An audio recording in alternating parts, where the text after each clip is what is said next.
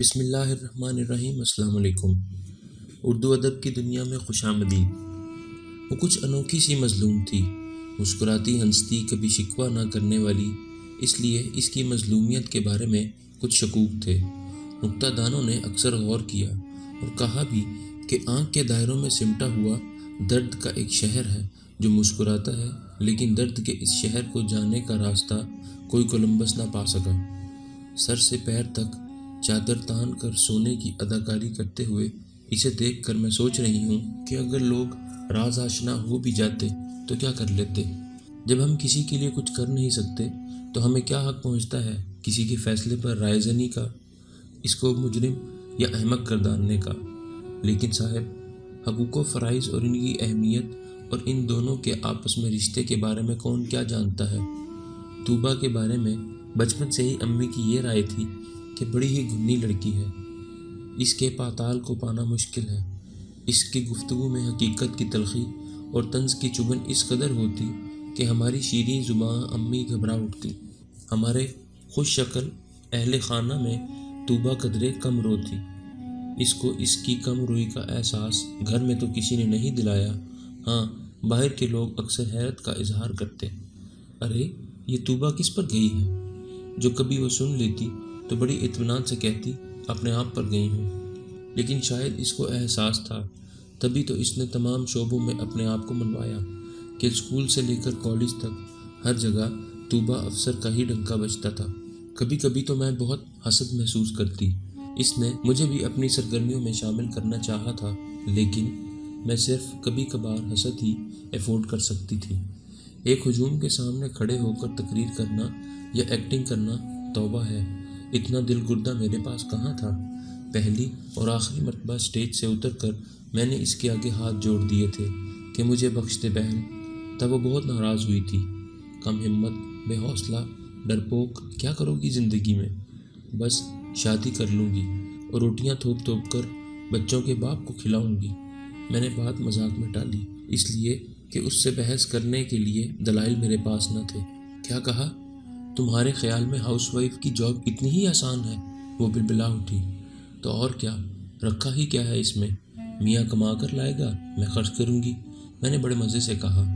بداندیش ناسمجھ کہیں کی مجھ سے 11 ماہ چھوٹی طوبیٰ گھنٹوں مجھے لیکچر دیتی رہی، لیکن ہوا یہ کہ شادی شدہ زندگی کو بہت مشکل سمجھنے والی اس لڑکی کی شادی بڑی جلدی ہو گئی۔ اس رات سونے سے پہلے طوبیٰ نے کہا، سنو، کل کالج نہیں جائیں گے؟ کیوں؟ میں نے کروٹ بدل کر پوچھا۔ کل مشاعرہ سننے چلیں گے گورنمنٹ کالج۔ لیکن طوبیٰ، ارے گولی مارو لیکن ویکن کو، اس نے بے پرواہی سے کہا، اور اگلے دن گورنمنٹ کالج کے پرہجوم ہال میں وہ مجھے اسٹیج سے قریب کی نشست گاہ پر بٹھا کر دوسرے کالج کی شاعرات کے درمیان اسٹیج پر جا بیٹھی، تو میں اس کا ساملا ستھرا پر اعتماد چہرہ دیکھ کر ششدر رہ گئی۔ ارے طوبیٰ شاعرہ؟ کب سے بھئی؟ یوں مجھے حیرانک دیکھ کر مسکراہٹ کی کرن اس کے ہونٹوں پر دمکی۔ میرا جی جل کر خاک ہو گیا۔ گنی کہیں کی، ذرا جو اس نے ہوا لگنے دی ہو۔ اپنی باری آنے پر وہ بڑی سنجیدگی سے بڑے خوبصورت انداز میں نظم کے لیے دیے گئے موضوع بام و در پر 47 اور سکوت ڈھاکہ کے تناظر میں نظم سناتی رہی۔ ہال پر سکوت طاری تھا، لوگوں کی پلکوں پر چمکتے قطرے، آنکھوں سے ڈھلکتے آنسو میں نے بھی دیکھے، اور پھر واہ واہ مکرر کے شور میں اس نے 2 مرتبہ اپنی نظم سنائی۔ اتنا درد، احساس، اس کی اس قدر نزاکتیں، بخدا یہ طوبیٰ کا نیا روپ تھا۔ ججوں میں معروف ادیب و شاعر اسر جاودانی بھی شامل تھے۔ حسب توقع طوبیٰ کی نظم اول رہی۔ ریفریشمنٹ روم میں جاودانی صاحب بطور خاص طوبیٰ کے پاس داد دینے آئے۔ شلوار قمیض واسکٹ میں یہ دبلا پتلا اینک زدہ لڑکا وہ جاودانی تو نہ تھا جس کی تخلیقات کے پردے میں سے ایک جہاں دیدہ پختہ کار چہرہ جھانکتا تھا۔ اس نے طوبیٰ کو اس قدر دلی مبارکباد دی کہ وہ گھبرا اٹھی۔ وہ ایک عام سی صبح تھی، ویسے ہی جیسے روز ہوتی ہے، اپنے دامن میں وہی گھسے پٹے معمولات، وہی لگے بندے کام لیے۔ ناشتے کی میز پر ابو کے اٹھ جانے کے بعد امی نے کہا تھا کہ آج کچھ مہمان آئیں گے، کالج سے آ کر کچھ بنا لینا۔ اس کی ایک چھوٹے سے سادہ سے جملے میں بڑی لمبی چوڑی ہدایات پنہاں تھیں۔ امی کے ہٹتے ہی خاموشی سے ناشتہ کرتی طوبیٰ بڑبڑائی، جانے کب ختم ہوگا یہ سلسلہ؟ آئیں گے؟ ठूंस ठांस कर चले जाएंगे दूसरा घर झांकने। मेरा बस चले तो चाय के बजाय जहर की प्याली पिलाऊं। कई मर्तबा रद्द किए जाने का कर्ब फीकी मुस्कुराहट बनकर मेरे लबों पर बिखर गया। जाने ये माएँ बहनें अपने बेटों भाइयों के लिए दुल्हन ढूंढने अपने घरों के सारे आईने तोड़ कर क्यों निकलती हैं। शाम को लदी हुई ट्राली लिए मैं सिलेक्शन बोर्ड के सामने हाजिर हुई। 8 आंखें मुझे टटोल रही थीं, अंदर तक गड़ी जा रही थीं। मेरी हथेलियां पसीने से भीग रही थीं। मैकेनिकी अंदाज में सर्व करके जब मैं जर्द फूलदार सूट वाली लड़की के पास बैठी तो वो बड़ी अदा से मुस्कुराई। हाँ जी, नाम तो बहुत खूबसूरत है आपका, तूबा। और मैंने बगैर निगाह उठाए जान लिया कि अम्मी बेतरह चौंकी हैं। मैं धीरे से बोली, जी मैं तूबा नहीं, अक्सा हूँ। तूबा मुझसे छोटी है। ओह सॉरी, प्लीज़ तूबा को भी बुलवाइए ना। उसने बिल्कुल यूं कहा गोया दुकान पर खड़ी कपड़ा जांच रही हो। नहीं भाई, ये नीला नहीं, वो सुर्ख वाला थान दिखाइए ना। जी बेहतर। मैं उठ खड़ी हुई, हाँफती कांपती तूबा के पास पहुंची। चल तूबा, वो लोग बुला रहे हैं मुझे। तूबा ने उधड़े दामन को तरपाई करते हुए हाथ रोककर हैरत से पूछा, पर क्यों? उसने गिरा लगाकर धागा तोड़ा। बस ना, वो असल में आई ही तेरे लिए है। मैंने इत्तला दी। चलो जल्दी कपड़े तो बदल लो। मेरे हाथ पैर फूले जा रहे थे। क्यों? मैं जैसी हूँ मैं तो ऐसे ही जाऊंगी। वो वाइल के बदरंगे सूट के सलवटे हाथ से दुरुस्त करती हुई हरदर्मी से बोली। तूबा, अम्मी डांटेंगी। इसके कपड़े वाकई बहुत बुरे हो रहे थे। अरे नहीं, अम्मी तो खुद चाह रही होंगी कि बुरे हाल आऊं। आखिर तुम बड़ी हो, 11 माह, पहला हक तो तुम्हारा बनता है। वो शरारत से हंसी। तूबा कमरे में दाखिल हुई तो मैं इसके पीछे पीछे थी। मैंने वाज़े तौर पर नापसंदीदगी और मायूसी चारों मोअज़्ज़िज़ ख़वातीन के चेहरों पर छाते देखी। मैं बड़े मुतज़ाद, बड़े अजीब जज्बात के भंवर में डूबकर उबर रही थी कि जावेदानी का नाम सुनकर चौंकी। तूबा ने भी मेरी तरफ देखा। आप तो जानती होंगी हमारे भैया को।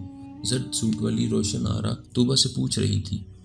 अंदाज कुछ यूं था जैसे पूछना चाह रही हो कि कहाँ घेरा था मेरे भैया को। जी हाँ, उनके अफसाने और गज़लें अखबार और रसाइल में पढ़ती रही हूँ। अच्छा लिखते हैं।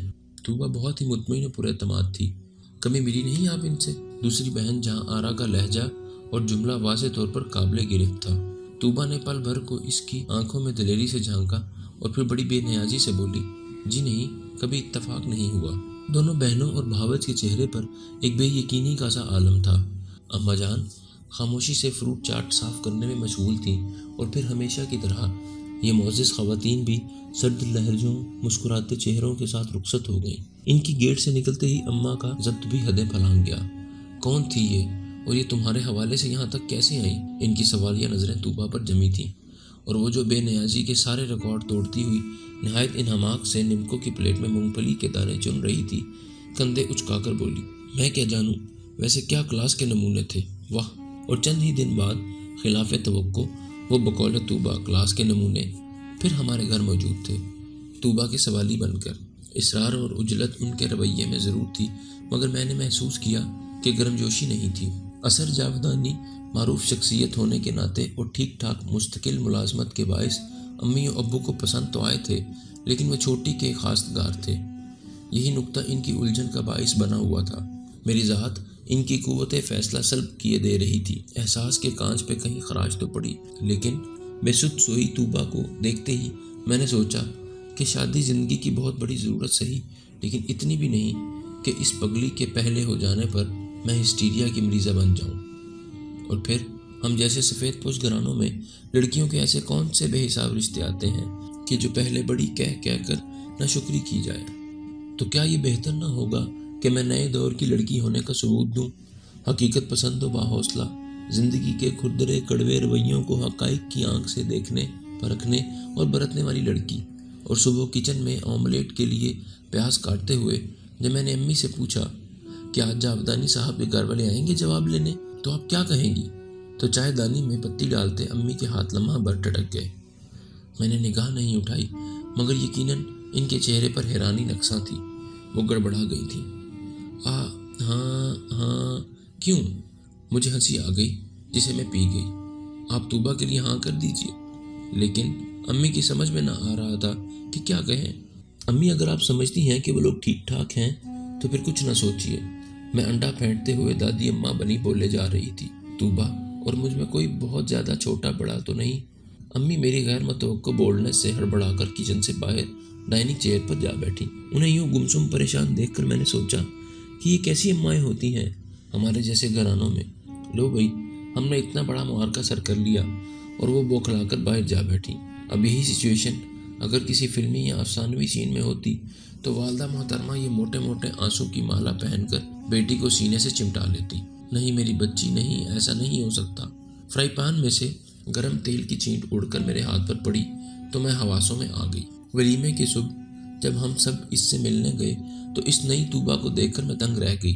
صرف ایک رات میں شخصیتیں اس قدر تبدیل بھی ہو سکتی ہیں۔ چند منٹ میں ایک جگہ چین سے نہ بیٹھنے والی طوبہ نکاح کے وقت تک مجھے اس سازش میں سب سے اہم کردار ادا کرنے والی ہستی سمجھ کر وہ برا بھلا کہتی رہی۔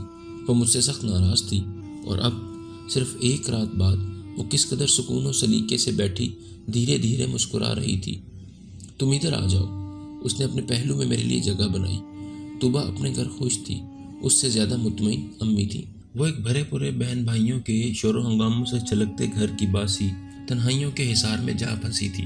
اصغر بھائی نے 2 ماہ بعد ہی ایک الگ گھر لے لیا تھا، مگر شاید ایسی تنہائی کی تمنا سب لڑکیاں کرتی ہوں، تبھی تو امی نے اس سے ایک مرتبہ بھی تنہائی کا شکوہ نہیں سنا۔ وہ اب بہت گرستن ہو گئی تھی، اور اس کی سنجیدگی، اس پر اچانک وارد ہونے والا سلیقہ و دھیما پن دیکھ کر میرا دم الجھنے لگا۔ طوبہ، تو خوش تو ہے نا؟ جانے وہ کیا موہوم سا احساس تھا جو مجھے ان کے گھر جا کر ان دونوں کو دیکھ کر آ گھیرتا تھا۔ اس دن بھی وہ میرے استفسار پر چپاتیاں کپڑے میں لپیٹ کر ہاٹ پاٹ میں رکھتے ہوئے ہنستی۔ کیوں بھائی، یہ خیال کیوں آیا؟ بس، دراصل تم اتنی سنجیدہ، اتنی ذمہ دار تو کبھی نہ تھی۔ آبجیکشن یور آنر، وہ بکھری ہوئی چیزوں کو جلدی جلدی سمیٹ رہی تھی۔ میں غیر ذمہ دار کبھی نہ تھی۔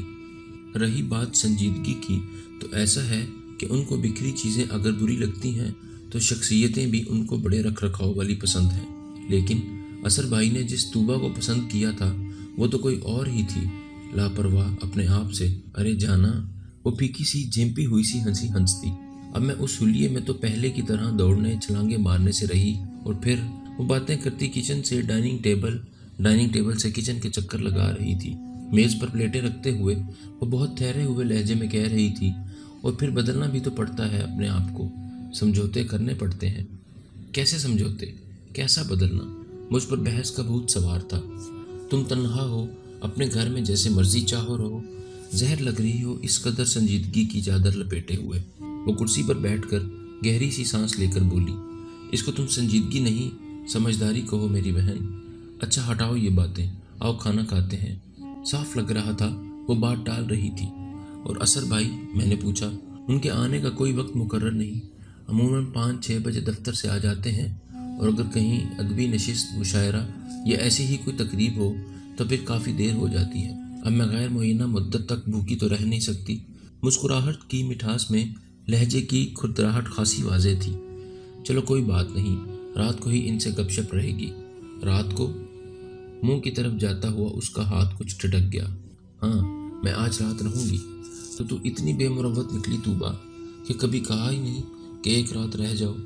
تجھے کیا پتہ بدتمیز کہ اب تیرے بغیر وہ کمرہ مجھے کیسے کاٹنے کو دوڑتا ہے۔ میں اپنی دھن میں بولے جا رہی تھی۔ اچار کا چٹخارا بھرتے ہوئے میری نگاہ اس کے چہرے پر پڑی جو زرد ہو رہا تھا۔ کیا ہوا طوبہ؟ میں گھبرا گئی۔ کچھ نہیں، اس نے پانی کا بڑا سا گھونٹ بھرتے ہوئے مسکرانا چاہا۔ چکر سا آ جاتا ہے کبھی کبھی۔ ڈاکٹر کو بتایا؟ میں نے پریشانی سے اسے دیکھا۔ ہاں، جاتی ہوں چیک اپ کے لیے، کل بھی جانا ہے۔ تو چلو، کل میں بھی تمہارے ساتھ چلوں گی۔ اور میں نے محسوس کیا کہ وہ میرے طویل قیام کے پروگرام کا سن کر خوش نہیں ہوئی، لیکن ایسے میں اس کو تنہا بیمار چھوڑ کر اگر مجھے وہ دھکے بھی دیتی تو تب بھی میں نہ جاتی۔ کھانے کے بعد اس کو لٹا کر میں نے برتن دھوئے، کچن ہی کیا۔ پورا گھر طوبہ کی محنت، سلیقے، صفائی پسندی کا منہ بولتی تصویر تھا۔ میرے کرنے کو کوئی کام نہ تھا۔ میں واپس کمرے میں آئی تو وہ بے خبر سو رہی تھی۔ بستر پر لیٹتے ہی گہری نیند سو جانا ہمیشہ سے طوبہ کی عادت تھی۔ میں نے 2 قدم آگے بڑھ کر اسے دیکھا۔ اس کا چہرہ مرجھا سا گیا تھا، رنگت بھی زرد سی ہو رہی تھی، لیکن سرخ لپسٹک، پھیلے پھیلے کاجل نے چہرے کو بڑی سوگوار سی دلکشی بخش دی تھی۔ میں نے پنکھا تیز کر کے آہستگی سے دروازہ بند کر کے لاؤنج میں بچھے تخت پر جا لیٹی اور قریب میز پر سلیقے سے رکھے ان رسالوں کو دیکھنے لگی جن میں اسد بھائی کی غزلیں، افسانے، مضامین شائع ہوتے تھے۔